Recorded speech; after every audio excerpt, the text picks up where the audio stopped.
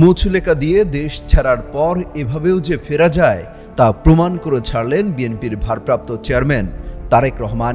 তার এই রাজস্বিক প্রত্যাবর্তনের দিনে লাখ লাখ জনতার ঢল নেমে আসে ঢাকার রাস্তায়।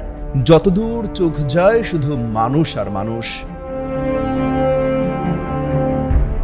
ঢাকার বিমানবন্দর থেকে বেরিয়ে জুতা খুলে পা রাখলেন মাটিতে। 17 বছর পর ছুঁয়ে দেখলেন প্রিয় মাতৃভূমিকে। এরপর বুলেট প্রুফ গাড়িতে করে যাত্রা। তাকে ঘিরে পুলিশ, বিজিবি, সেনাবাহিনীর নিশ্ছিদ্র নিরাপত্তার বলয়। বিমানবন্দর থেকে 300 ফিট পর্যন্ত পুরোটা পথ 4 স্তরের নিরাপত্তা দেওয়া হয়। সারা পথেই ছিল পুলিশ, দুপাশ থেকে 2 স্তর করে ঘিরেছিল সেনাবাহিনী। সামনে পিছে বিপুল পুলিশ ও বিজিবি। কখনো কি ভেবেছিলেন তার জন্য এমন রাজকীয় আয়োজন থাকবে? রাস্তার মোড়ে মোড়ে তাকে স্বাগত জানাতে সারা দেশ থেকে জড়ো হবে লাখ লাখ নেতাকর্মী।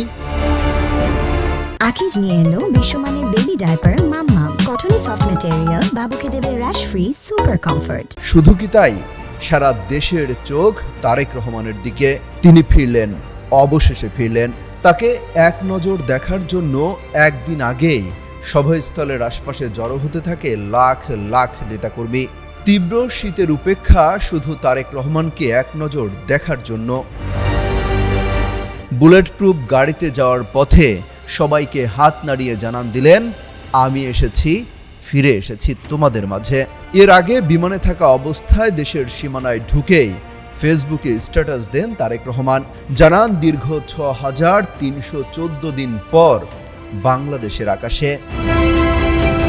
লন্ডন থেকে দীর্ঘ 12 ঘন্টার বিমান যাত্রায় একের পর এক পোস্ট দিতে থাকেন তারেক রহমান।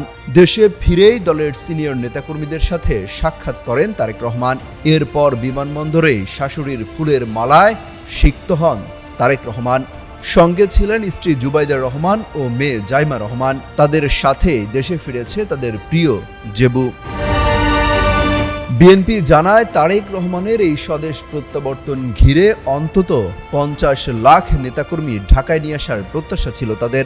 তবে সংখ্যা না গোনা গেলেও যে জনসমুদ্র হয়েছে তার রীতিমতো নজিরবিহীন। অমিত হাসান রবিন, যুগান্তর নিউজ।